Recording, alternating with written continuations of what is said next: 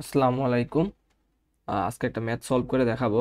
ম্যাথটা খুবই ইম্পর্টেন্ট এবং বিভিন্ন পরীক্ষায় এই ম্যাথটা আসছে already. The area of A circle, একটা সার্কেলের ক্ষেত্রফল দেওয়া আছে 36 পাই।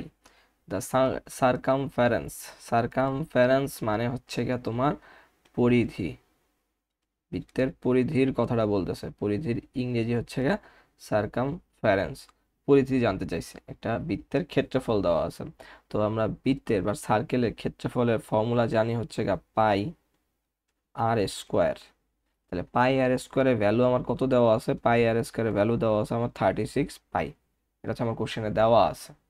এখন বোথ পাশ থেকে, তার মানে আমি ক্ষেত্রফল ইকুয়াল টু 36 √5 লিখতে পারি, কারণ ক্ষেত্রফলের এরিয়ার ফর্মুলা হচ্ছে পাই আর স্কোয়ার। তো পাই আর স্কোয়ার ইকুয়াল টু আমার ক্ষেত্রফল দেওয়া ছিল 36 পাই।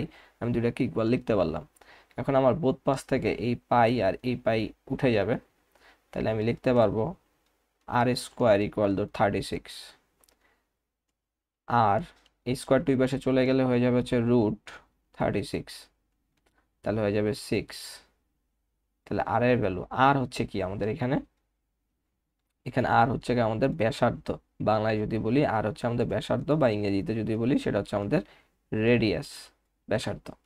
এখন আমি এখান থেকে ব্যাসার্ধটা বের করলাম। এখন আমার কাছে জানতে চাইছে হচ্ছে গিয়া পরিধি। বৃত্তের পরিধির ফর্মুলাটা কি?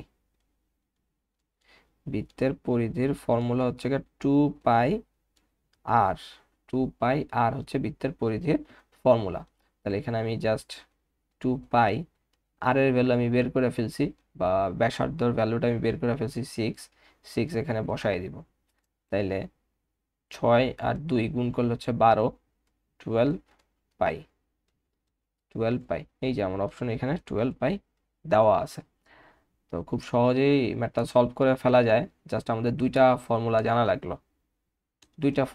লাগলো। একটা হচ্ছে বৃত্তের ক্ষেত্রফলের ফর্মুলা, সেটা হচ্ছে পাই আর স্কোয়ার। আর বৃত্তের পরিধির ফর্মুলা সেটা হচ্ছে 2 পাই আর। হচ্ছে এই যে বৃত্তের পরিধির ফর্মুলা 2 পাই আর। আর এই যে ক্ষেত্রফলের ফর্মুলা সেটা হচ্ছে পাই আর স্কোয়ার। সেটা হচ্ছে আমাদের বৃত্তের ক্ষেত্রফলের ফর্মুলা।